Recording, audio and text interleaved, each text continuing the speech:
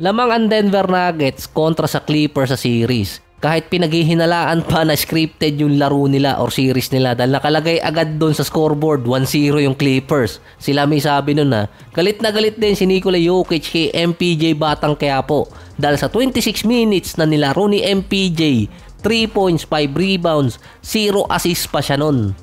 Ang kinagagalit pa ni Jokic kahit yung coaching staff, yung effort or engagement na ginagawa nitong si MPJ sa team. Sinabihan na nga ni Jokic na hindi para sa kanya yung basketball.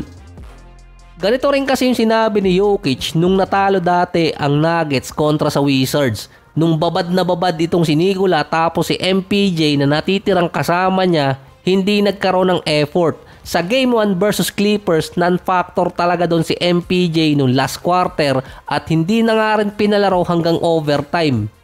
Pinalit sa kanya si Russell Westbrook. Sa last 5 games din nitong si MPJ sa playoffs kasama yung nakarang taon, 5 points per game lang siya. Di umano, hindi nakikipag-engage si MPJ kahit nasa bench. Hindi siya nakikipag-usap sa kapwa player. Mamasa naman daw kasi kahit papaano. Mas pinagkatiwalaan pa nga itong si Westbrook na dati tinuturong naging dahilan pa nga kung bakit natanggal nun si Coach Mike Malone. Hindi efficient si Westbrook nung Game 1, 5 out of 17 sa field pero yung effort ni Westbrook andun pa rin. Nasa 15 points, 8 rebounds, 3 assists, 2 steals at 2 out of 6 sa 3-point area. Nakapag-force pa ng turnover itong si Westbrook kontra sa Clippers.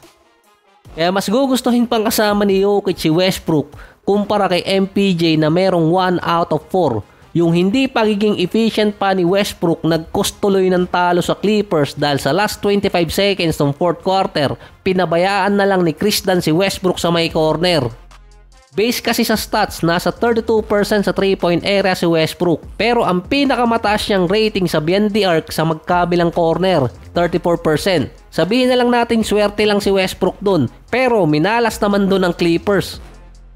Sa Clippers naman, close game yung nangyari sa kanila. Balance yung scoring ni Kawhi nung regular season. Pero sa Game 1, after ng 14 points niya sa first half, naka 8 points lang siya nung second half.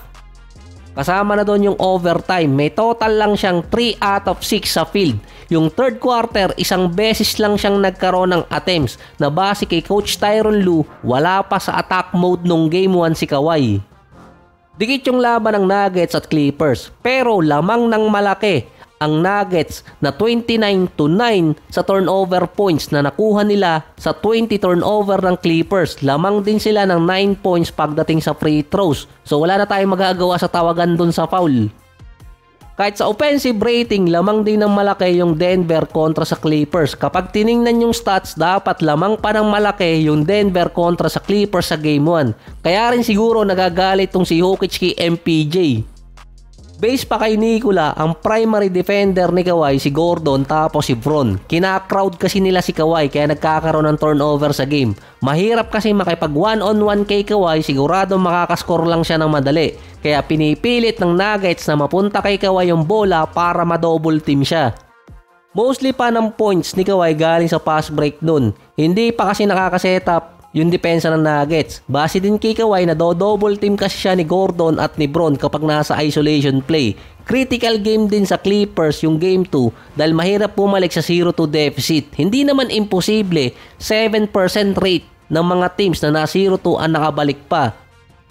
Expected pa babawi sa Game 2 itong si MPJ dahil nung last time na na-call out siya ni Jokic nung December versus Wizards, nagkaroon siya ng 15 game stretch na nag-average ng 20 points per game. Hindi pa nga nako-call out ni Jokic na 5 points per game lang itong si MPJ sa last 5 playoff game niya.